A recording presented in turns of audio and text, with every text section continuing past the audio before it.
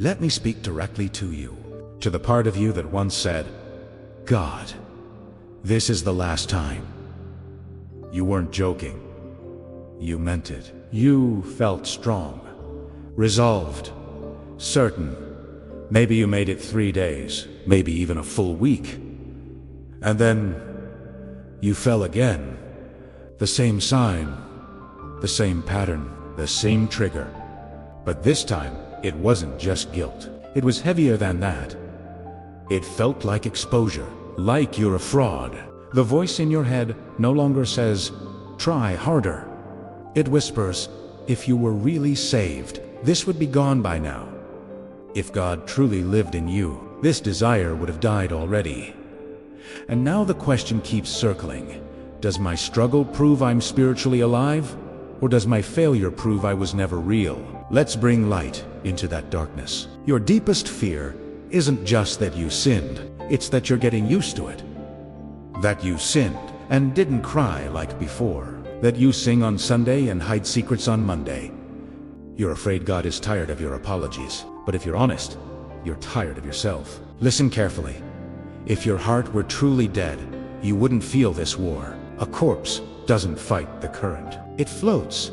Only something alive swims upstream. The fact that you hate what you're doing is evidence of life. The grief you feel is proof that something holy inside you is resisting. Romans 7:19 says, For I do not do the good I want, but the evil I do not want is what I keep on doing.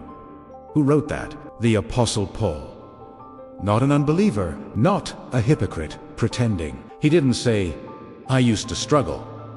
He said, I do. Present tense. The struggle wasn't proof that God had left him. It was proof that the old nature was still present, but no longer ruling.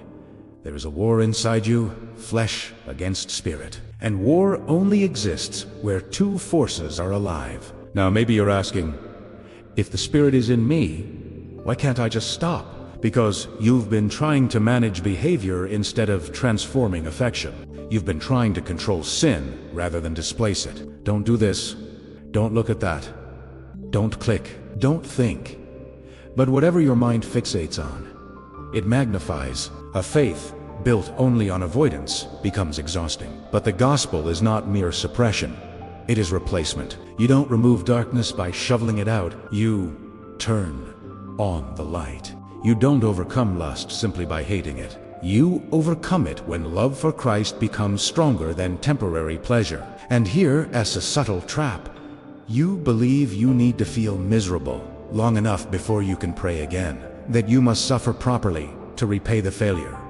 So, you distance yourself. You skip prayer. You avoid God's presence. It feels like humility, but underneath, it's pride. It quietly says, Jesus' sacrifice was enough for other sins, but for this one, I need to add my own punishment.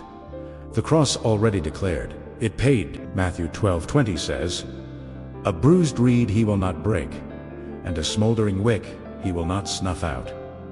That's who Jesus is. You may feel like a flickering flame, barely alive, but he does not extinguish weak fire. He shields it until it burns again. Now let's be honest.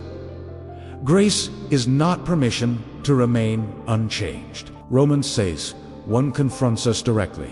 Shall we continue in sin that grace may abound? By no means. There's a difference between falling while fighting and falling because you surrenderate.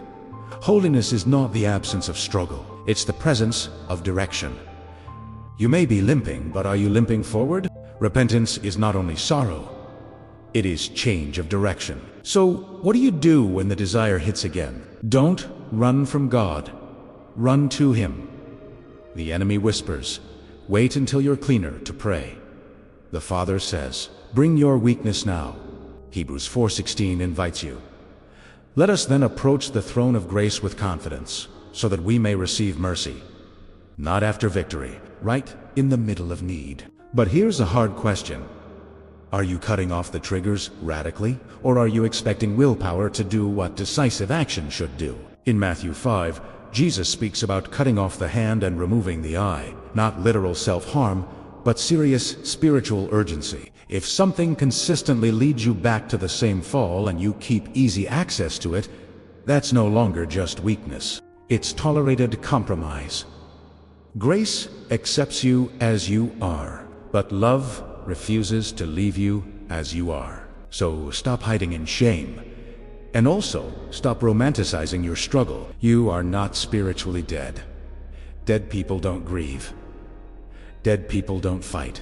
Dead people don't cry out for help. You're here because something in you wants light. So say this, even if it's just in the quiet of your room, I'm still in the fight. Not fighting for victory, but from the victory Christ already secured. You are not alone, but you are also not called to live on spiritual autopilot. Today is not the day to quit. It's the day to realign your heart, cut off what needs to be cut off, and return to the place where grace dozen the hust for Heba. It transforms. Stand up, even if you rise limping. Those who belong to Christ may fall, but they cannot remain comfortable on the ground. You are always welcome here. May God continue to bless you. With brotherly love, Minutes of Grace.